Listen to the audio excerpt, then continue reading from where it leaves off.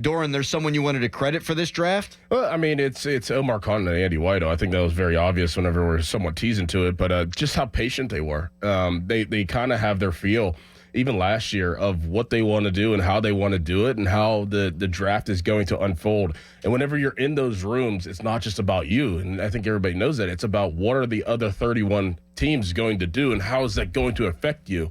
And do you make the right moves at the right time? It's like playing blackjack, and it's like, all right, do I double? Am I feeling it? Or do I hold off because I think that the dealer is going to have a blackjack and I'm going to lose all my money? They have a very good feel for the draft and how patient they were for these players. I think seriously, it's amazing that they got the guys that they wanted, and I think we all can agree that these are the guys that they wanted for the whole time throughout this offseason, heading into this draft, but they got them without having to reach. They didn't have to reach. And there's a lot of us that said, I'll trade up now. You know, Powers Johnson, where did he end up going? He went to the Raiders, I think. It's like, okay, like who's going to be next? Somebody else is going to take a center. Go trade up. Like, no, they're like, no, he's going to. They let it come to them. Guys is going to fall.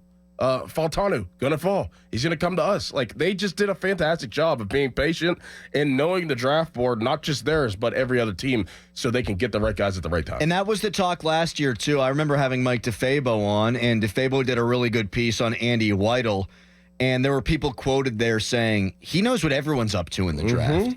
And from what I heard, Mike Tomlin wanted to take Joey Porter Jr. in the first round, and they told him, and we would guess specifically Andy Weidl told him, no, man, we can get Broderick Jones, and then we can get Joey Porter Jr. in the second round. And lo and behold, that's what happens. And I think both guys have big-time star potential. Think about these two drafts, man. And I know that this year's class has yet to play a football game. And there's going to be trials, tribulations, ups and downs. I get it. You get it more than most, Dorin, because you played in the darn NFL. And you played college football. And you know what the jump is and how difficult that can be. Troy Faltanu, Zach Frazier, Roman Wilson, Peyton Wilson. 4 guys that all profile to play and play early for this team. You go to last year, Broderick Jones, Joey Porter Jr., Keanu Benton, Darnell Washington, Nick Herbig, who made maybe the defensive play of the year, certainly at the time, against the Seattle Seahawks. I would say Omar Khan and Andy Weidl are 2 for 2 on drafts. Yep. And it would be hard, I think, to argue otherwise. And so someone texts in at 412-928-9370. All right, the Steelers want to play physical football. Who's the last team that won a championship playing that style? Well, look at Philadelphia. Right. When Philadelphia won it in 2017, they were so good on both lines that they lost an MVP candidate at quarterback and won with Nick Foles. And he made plays in the Super Bowl, don't get me wrong, but Carson Wentz was the MVP of the league until he got hurt. And they didn't miss a beat without him because they mauled people. Well, Andy Weidl had something to do with that. I think about Cleveland and how they built in the trenches. And they had 5 quarterbacks last year. They wind up winning 11 football games because they're built in the trenches. I look at Kansas City. Why did they lose the Super Bowl to the Buccaneers. To the Tampa Bay Buccaneers? Well, Patrick Mahomes didn't have time to throw. So they beefed up the offensive line. Okay, now they're a champion. And yeah, you have to have Patrick Mahomes, but they've given him an opportunity. The Steelers are in a position this year to be able to run the football both with scheme and with the talent they have up front in a way that they haven't in a long time. And they should be in position to protect their quarterbacks the way they haven't been able to since the likes of DeCastro and Marquise Pouncey were here. And let's not overlook, winning a Super Bowl, that's one thing, for the Eagles, but they got back with a different regime, but still the same regime up front with Jalen Hurts. They didn't win the Super Bowl, but they got back. I mean, even let's not overlook that, and we do this all the time, and rightfully so in ways, but San Francisco, they do a lot of great things schematically, and they have a lot of great players, but we overlook talking about how good their offensive line really is. Like, that got them to the Super Bowl. Like, this, okay, they didn't win, but these teams know that if you protect up front, then it gives you the best chance. And it goes back to football 101 back in the day. Like, that's where it starts. And that's one thing that football hasn't changed, is that you need to be able to block up front in order to have success. So the Steelers, if they're, 70% running and 30% passing, so be it. But they will be able to at least protect and at least be able to move guys. Yeah, I never felt like they had a roster plan, and I never felt like they had good game planning whenever you had Matt Canada here, not to beat a dead horse on that. And now it's very clear that they've invested now into what they want to be. Oh, we wanted to smash people. Okay, we'll hire the offensive coordinator that in Tennessee smashed people. We want to smash people. Okay, well, Dan Moore Jr. is our starting left tackle and Mason Cole's the center. All right, well, now you've upgraded potentially at both of those positions. You look at the best lines in the NFL last season, Dorin, according to Pro Football Focus.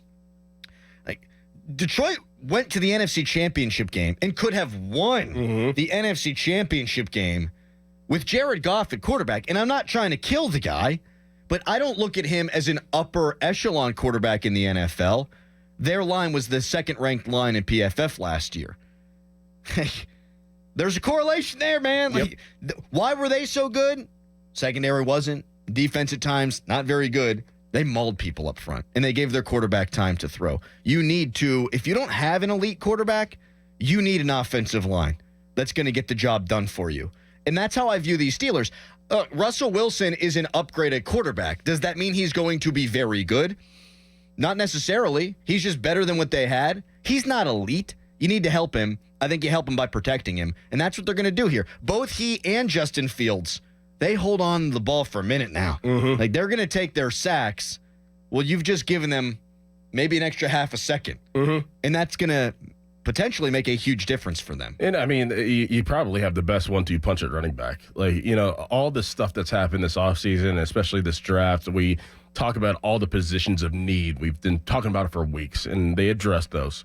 There's still a question mark maybe at the receiver a little bit. Yes. But they've addressed most of the positions of need that they needed to address. And we haven't really talked about the running backs that much because we know what they are. We know that Jaylen Warren is a fantastic player. We know that Najee Harris, ended up last year being the Najee Harris that we were expecting. So you could we pushed that aside a lot because there was other needs and other things to talk about. But whenever you think about it, now you've bolstered up front. We talked about the protection, but moving guys now and the way that Najee Harris and Jaylen Warren played together last year, like, how can you not love that? Like, how can you not love that they are pairing these young, tough offensive linemen with what you're going to hang your hat on? And that's probably the best running back tandem in the NFL. Probably, right? I mean, it's right. It's up there for sure. I think less is more with both of those guys. And we talked about it last season. I think 5 of the 6 100-yard games that Najee Harris has are in December, just over the course of his career. Well, now you give him the opportunity to be fresher later in the season with more of a split with he and Jaylen Warren. I said it even going into last year, man. I did not have a problem. The Steelers, even if Kenny took that jump, they weren't going to have an elite quarterback. So I was cool with them trying to zig when everyone else is zagging. It's a passing league. Look at how many offensive players went at the start of the draft. What was it, 14? All-time record from the start of the draft. 14 consecutive offensive players. And teams want to throw the ball all over the yard. You want to score points. The Steelers still don't have an elite quarterback. They're zigging when other teams are zagging, and now they're doing it with the best possible personnel and with a guy who has called plays and done this at a high level before. That's why he got hired in Atlanta, Arthur Smith. So I like it even more now. If you're not gonna go out there, like if they wanted to go 5 wide all the time and they just loaded up on receivers, okay, you need skill position dudes, but you're gonna fight fire with Joe Burrow, fire with Patrick Mahomes, fire with Josh Allen and Buffalo. I don't think that was ever the best idea, and so they want to be this physical football team, and now they've got the personnel to be able to be that team.